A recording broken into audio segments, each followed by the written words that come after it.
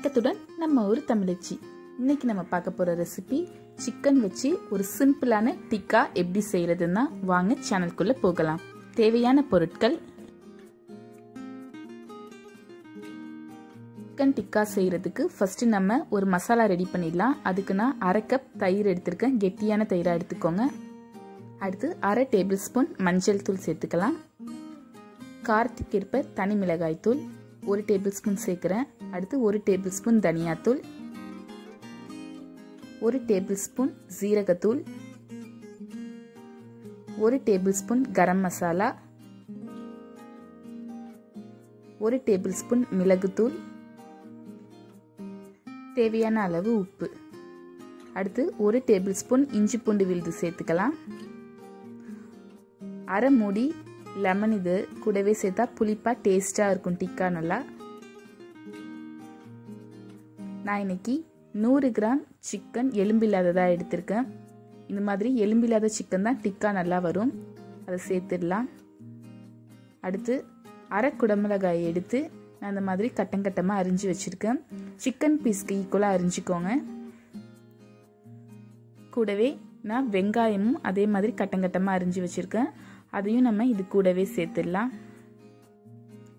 இப்போ இந்த மசாலாவை நம்ம கையால நல்லா மிக்ஸ் பண்ணி விடலாம். அப்போதான் மசாலா எல்லாம் சிக்கன்ல வெங்காயம் குடமிளகாய் இது எல்லாத்துலயும் ஈவனா ஸ்ப்ரெட் ஆகி டிக்கா நல்லா டேஸ்டா வரும். இப்போ நல்லா மிக்ஸ் பண்ணியாச்சு. இதை இப்போ 30லேருந்து 40 நிமிஷம் வரைக்கும் நல்லா ஊறட்டும். அப்போதான் டிக்கா நல்லா டேஸ்டா வரும். இது இப்போ ஒரு மூடி போட்டு 1/2 hour நான் ஊற வைக்கிறேன். 1/2 hour ஊறிடுச்சு. இப்போ இது நம்ம ஸ்கியூவர்ல கோத்துடலாம். நான் இன்னைக்கு வுட்டன் ஸ்கியூவர் எடுத்திருக்கேன். நீங்க இரும்புலயோ சில்வர்லயோ இருக்கிறது கூட யூஸ் பண்ணலாம். ஃபர்ஸ்ட் நான் வெங்காயத்தை அதுல கோக்குறேன். அடுத்து ஊறி வச்சிருக்க சிக்கன் பீஸ் அதுல எடுத்து கோக்குறேன். அடுத்து குடை மிளகாய்,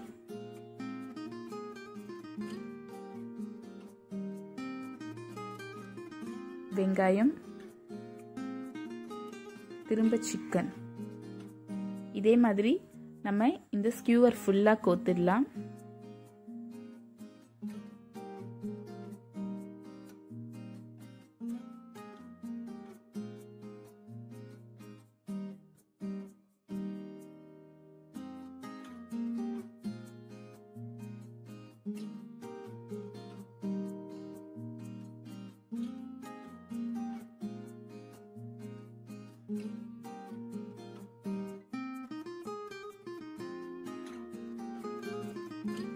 பாருங்க, எல்லாத்தையும் நம்ம இப்போ ஸ்கியூவர்ல கோத்தாச்சு. அடுத்து நான் ஒரு பேன் ஹீட் பண்ணி அதில் கொஞ்சமாக வெண்ணெய் சேர்க்குறேன். நீங்கள் நெய் கூட சேர்க்கலாம். இதுக்கு பேனில் தான் செய்யணும் கிடையாது, நீங்கள் தோசைக்கல்லில் கூட செய்யலாம். பேன் ஃபுல்லாக வெண்ணெய் ஸ்ப்ரெட் ஆகுற மாதிரி செஞ்சுக்கோங்க. இப்போ நம்ம கோத்து வச்சிருக்க சிக்கன் பீசஸை இதில் வைக்கலாம்.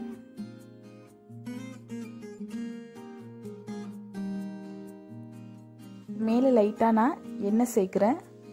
நீங்கள் நெய் கூட சேர்க்கலாம்.